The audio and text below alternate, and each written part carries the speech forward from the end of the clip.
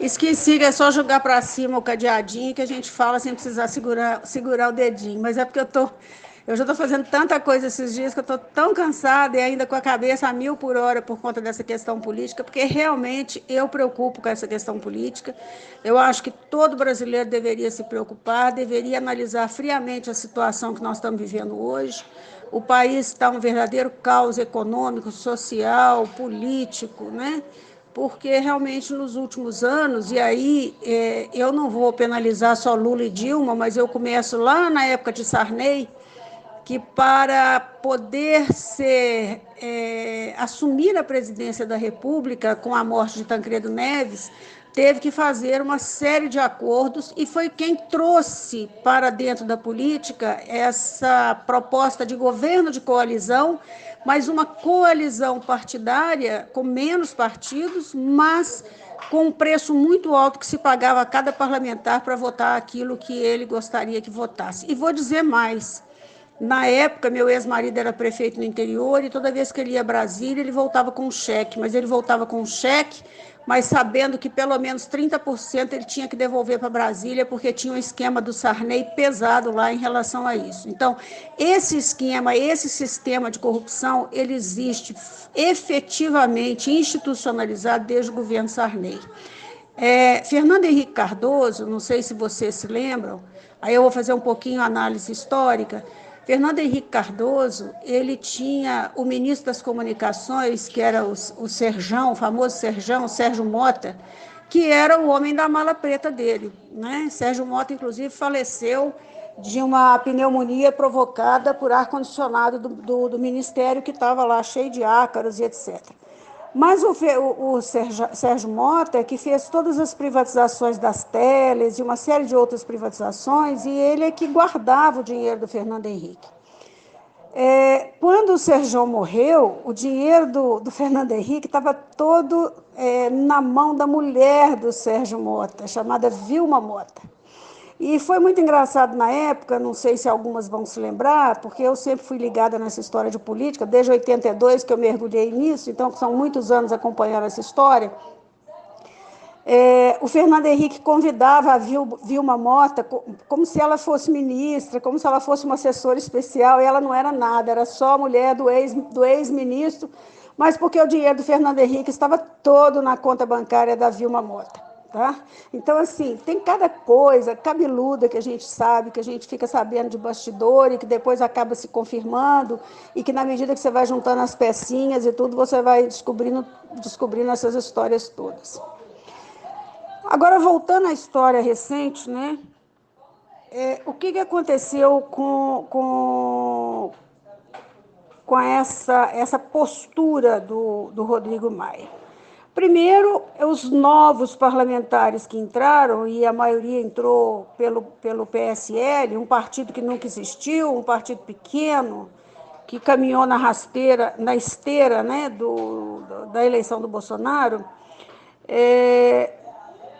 Isso incomodou muito os políticos tradicionais, porque muitos deles perderam seus mandatos em função dessa avalanche de votos que não só o Bolsonaro teve, mas senadores e deputados vinculados a ele também.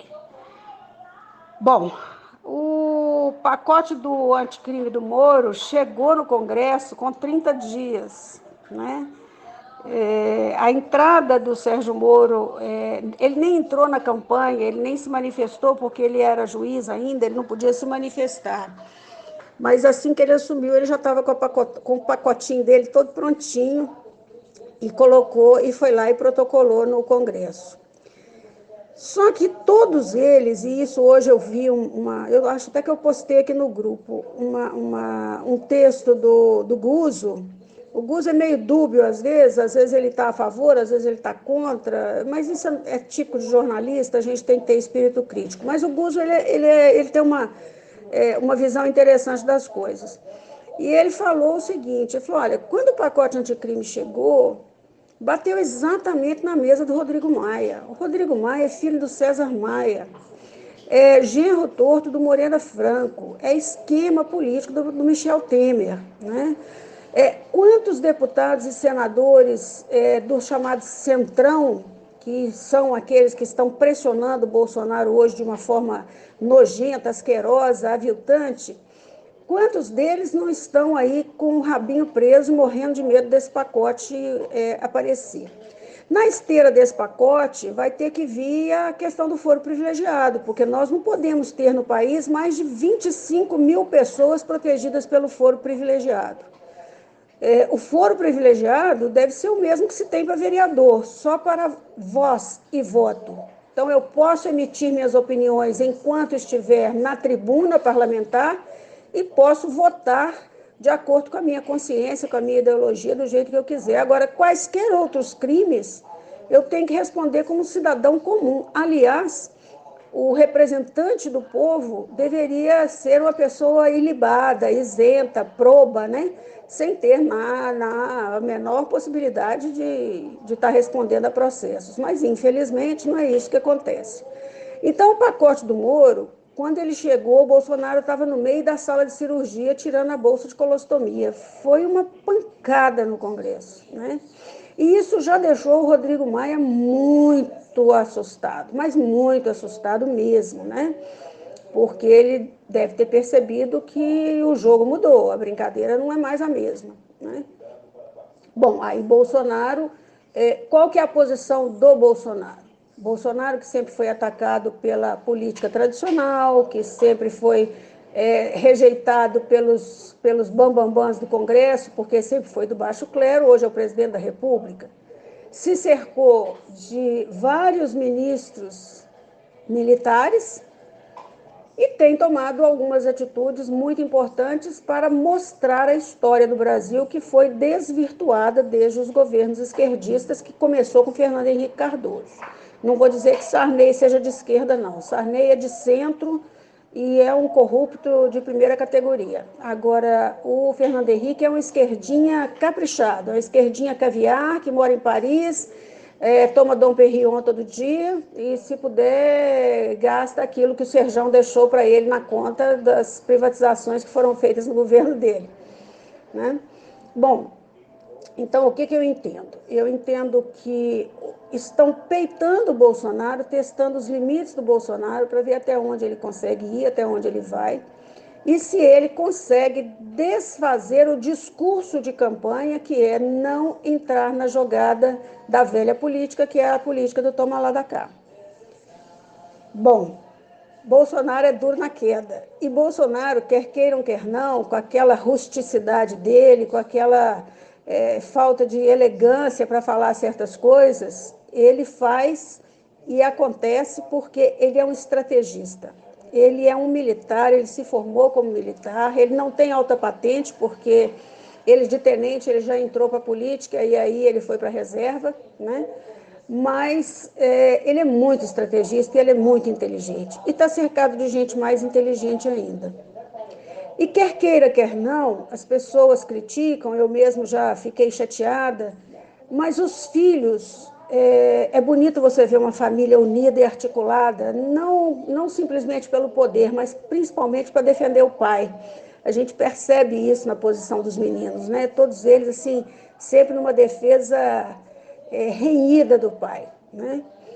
E é aquilo que o Carlos falou numa entrevista que ele deu para Leilani Neubert, não sei se você viu, tem até no YouTube. Ele disse, olha, eu vi meu pai quase morrer 3 vezes na mesa de cirurgia, né? Então, eu não vou admitir agora que ninguém agrida meu pai mais, que ninguém fale mal do meu pai, que ninguém trate mal do meu pai, porque ele é muito bem intencionado e ele quer fazer o melhor pelo país.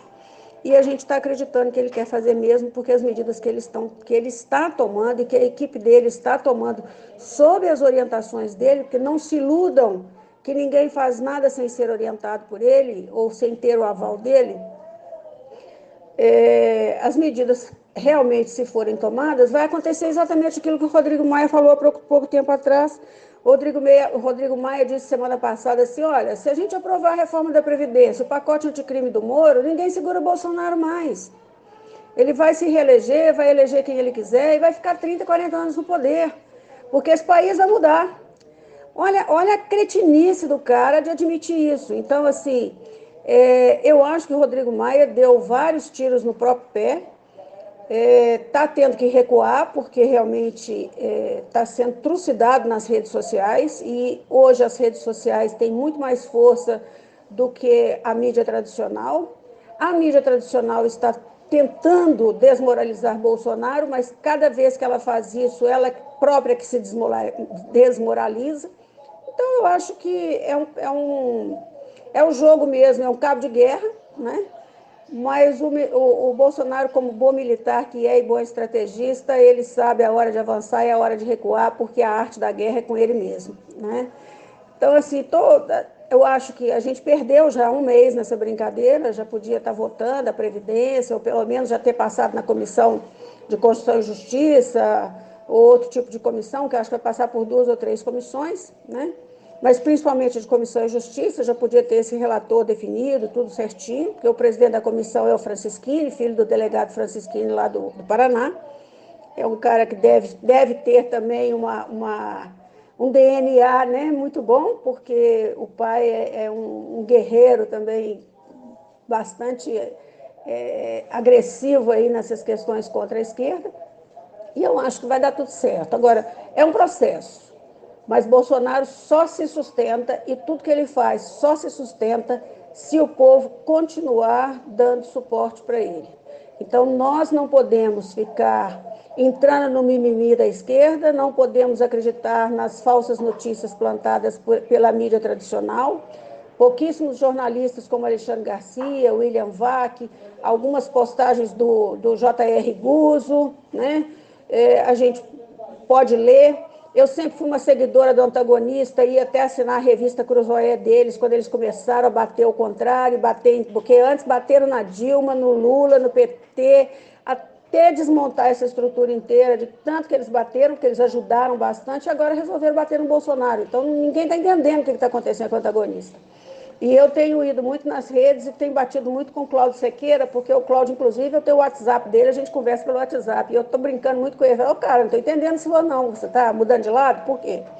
Agora, essa postura do Guzzo hoje, esse texto que eu acho que eu até postei aqui, ele diz o seguinte, gente, nenhum presidente da República foi tão monitorado, tão perseguido, tão atacado, com menos de 90 dias de poder, de governo. Deixa o cara trabalhar, deixa o cara fazer pelo menos o que tem que ser feito durante um ano, para depois a gente ver se vai dar certo ou não vai. Porque se não der certo, tira, põe outro, elege outro. É o caminho que a gente tem, né?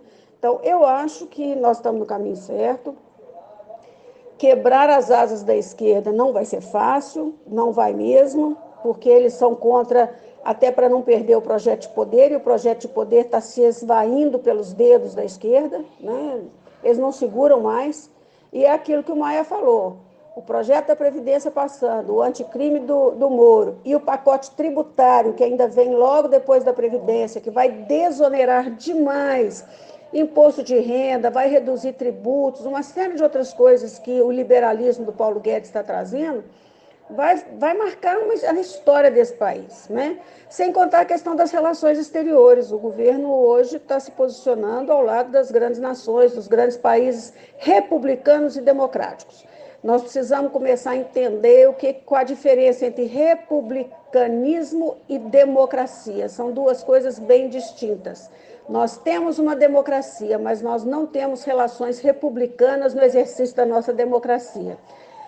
E depois desse discurso todo, boa noite para vocês, que eu ainda vou trabalhar hoje. Beijinho.